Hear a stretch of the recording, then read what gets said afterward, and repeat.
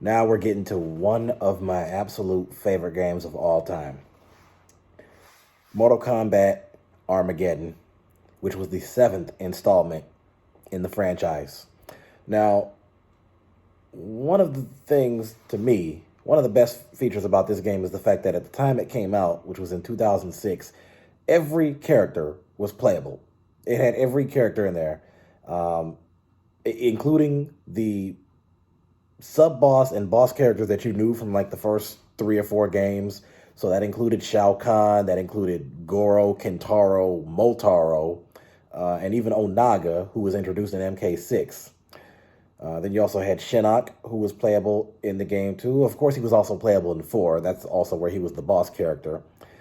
So here's the review that I put on Google, which, by the way, the average the rating coming from the Google audiences is 94%. And also, the aggregators and other publications who it gave Game Rankings gave it a 78%. Eurogamer only gave it a 50%, another disappointment. Game Informer gave it an 83%. GameSpot a 75%. Game Trailers 86. IGN 85. Now here's what I had posted. I said, out of all the MK games, this has got to be my favorite. I've been playing this game ever since it came out in 2006. Every single character is playable in the game, even old boss and sub-boss characters like Goro, Kintaro, Motaro, Moloch, Shao Kahn, and Onaga. Unlike the other games, each character isn't given a unique fatality. It's kind of a create your fatality type of thing. So yeah, that was one of the things about this game that was unique, is every other game has it to where each character has their own fatality. You know, Sub-Zero freezes them and breaks them. Scorpion burns them. Shang Tsung takes the soul. You know, Jax and Sonya, would shoot them, or, just whatever it might be. Kano would use the knife to cut them.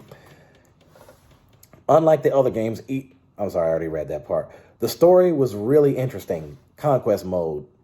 It centers around Taven's quest to defeat the fire spawn Blaze. During the quest, he encountered and fought many combatants: Cobra, Rain, Noob Saibot, Mavado, Reptile, Draman, etc., etc. Most of the characters have two fighting styles, one with weapons and one without weapons. Plus, there's more variety of arenas, huge improvement over Deadly Alliance and Deception, which are also excellent games.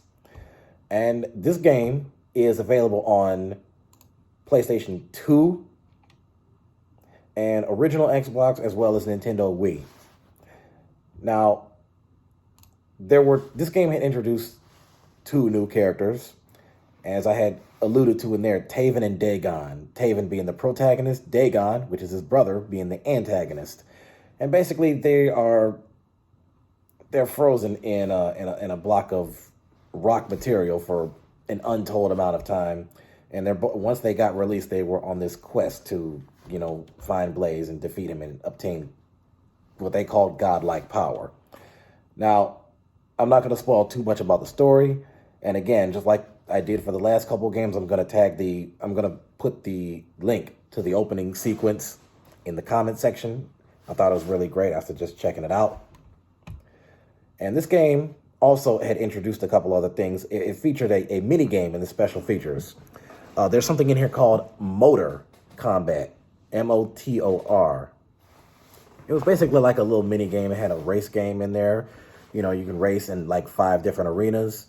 And it didn't feature every single character there. I think there was only I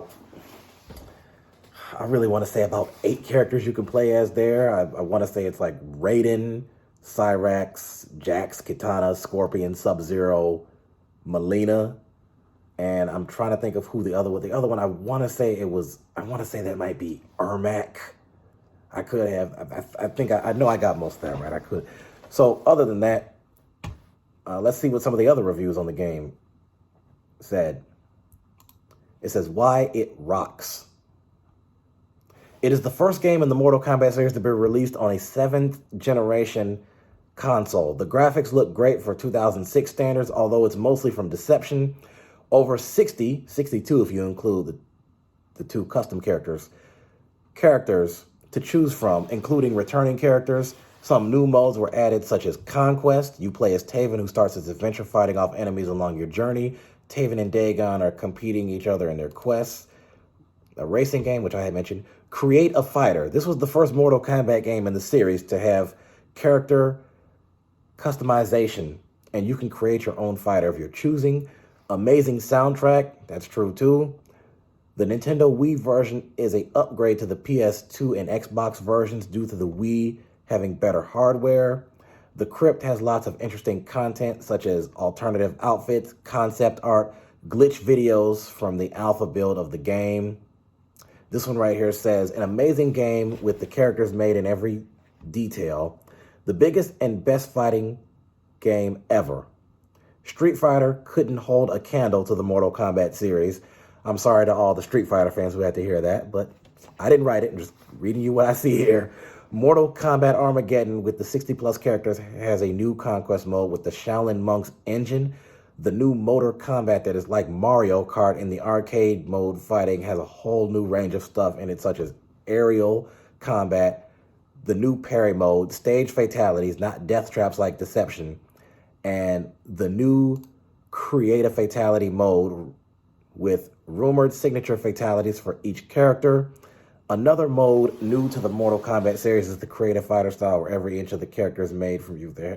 You know what? And actually, let me go back. Let me comment on something here. So that is another thing I forgot to mention. So to those of you who are unfamiliar with it, so this person stated that there was aerial combat, meaning that, so you have pop-up attacks where they knock the characters, their opponents into the air, and while they're in the air, they can go up and perform combos. And so far, that was something that was the only game to have been able to pull something. So far, it's the only game to have done that. It says the new parry mode, stage fatalities, not death traps like Deception. Well, you know what? To tell you the truth, in a way, the stage fatalities and the death traps are really kind of the same thing within the Mortal Kombat universe. So, and as I stated, for some reason, Deadly Alliance was the only game up until that point that didn't have it. Now, Mortal Kombat vs. DC Universe, which is the 8th game in the installment, they also didn't have that, but I'll talk about that in a later video. So, I mean, you see some of the reviews here, and I don't see any 1-star or 2-star reviews, or even 3 stars. Every review here that I see is 5-star, but I guess some people didn't comment on it, but this says 4.7 out of 5, which is 94 out of 100. So, overall, I do have to say that when this game first came out, I used to play it all day, every day. I think the controls were just fine, and I guarantee you, if they reboot and upgrade this game to today's standards, and if they had in a lot of the features that they had in from the latest Mortal Kombat games, I guarantee you this would hands down be the best Mortal Kombat game in the entire franchise. It would be the best one. So other than that, I suggest checking out the opening sequence, and I also just suggest playing the game. I think it's a really great game. Check it out.